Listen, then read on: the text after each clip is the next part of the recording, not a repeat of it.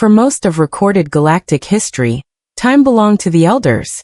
They were the oldest known civilization, an alliance of ancient species who had survived the rise and fall of countless empires. Their cities orbited dying stars. Their archives stretched across entire moons. Their memories were measured not in years, but in millennia. They called themselves the Continuum, and they believed they had seen everything. Every species, they said, could be understood through one simple measure: longevity. The longer a species lived, the wiser it became. The wiser it became, the more patient it grew. And patience, they believed, was the purest form of intelligence.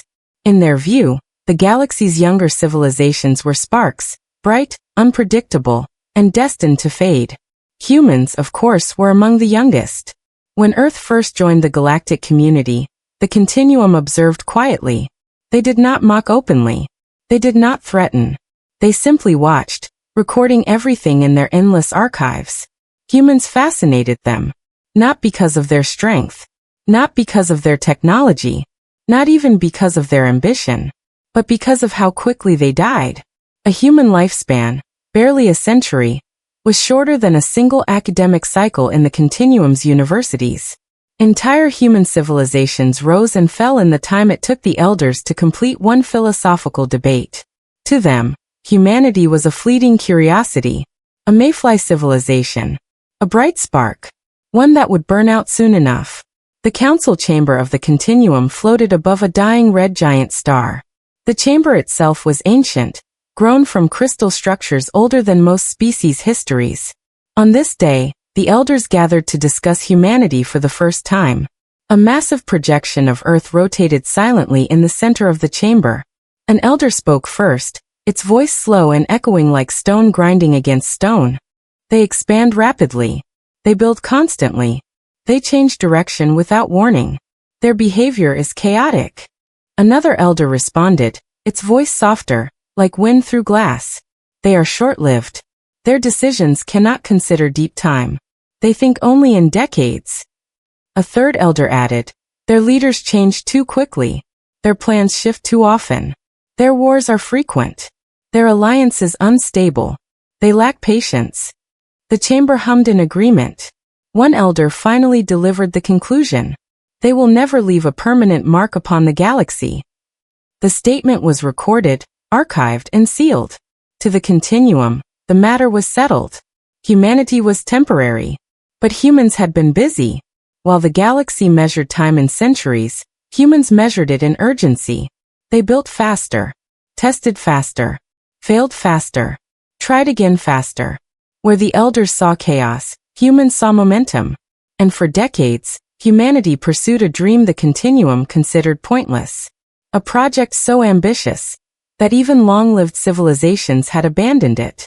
They called it the Eternal Beacon.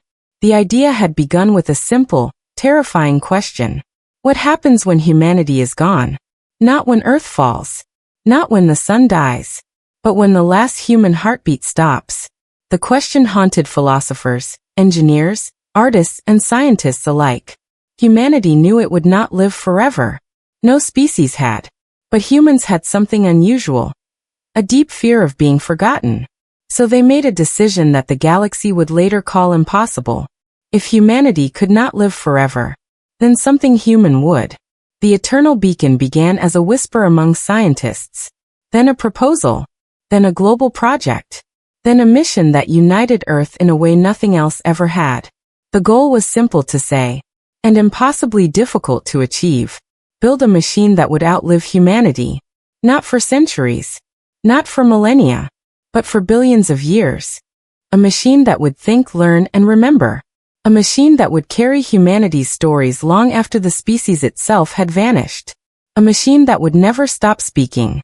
The Elders noticed the construction eventually. It was impossible not to. Entire asteroids were redirected. Moons were hollowed out. Starships carried materials in endless streams across space.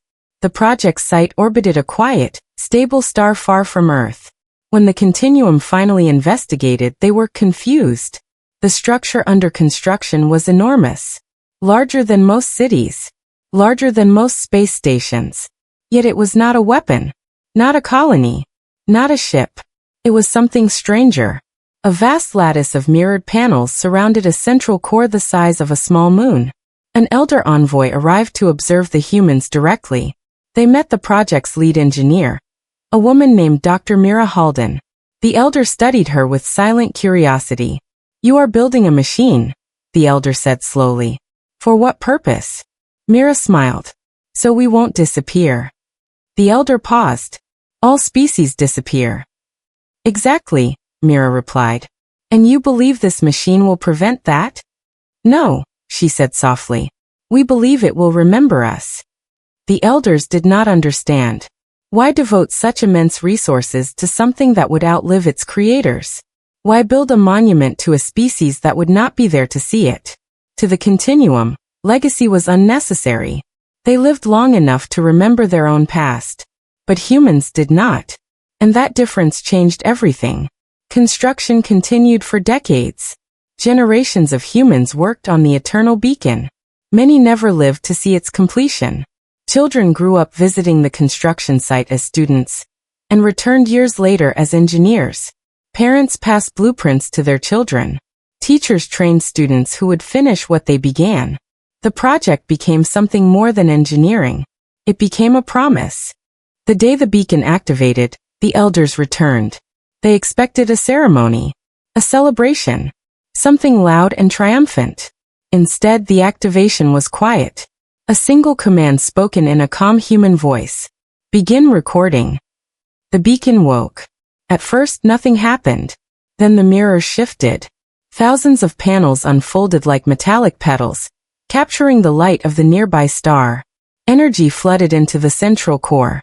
And then the machine spoke. Not in human language. Not in any language. But in signals. A repeating broadcast that spread across the galaxy at the speed of light. A message designed to last longer than civilizations. Longer than planets. Longer than stars. The elders listened. They translated slowly, carefully. And what they found changed them forever. The beacon did not boast. It did not claim power. It did not demand recognition. It told stories. Simple ones. A mother singing to a child. A scientist laughing after a failed experiment. A crowd cheering at a sports game. A poem about rain. A recording of wind moving through trees. Millions of voices. Billions of memories.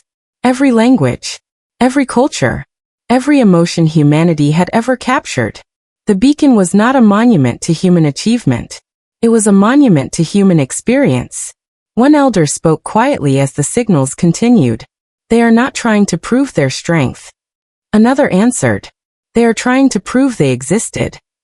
For the first time in their long history, the continuum fell silent. Years passed. The beacon continued broadcasting. Unstoppable. Unchanging.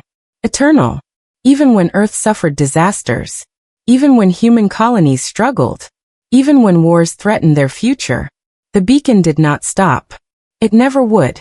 And slowly, the elders began to understand something they had never considered before. Longevity was not the only path to permanence. The continuum lived long lives, yes.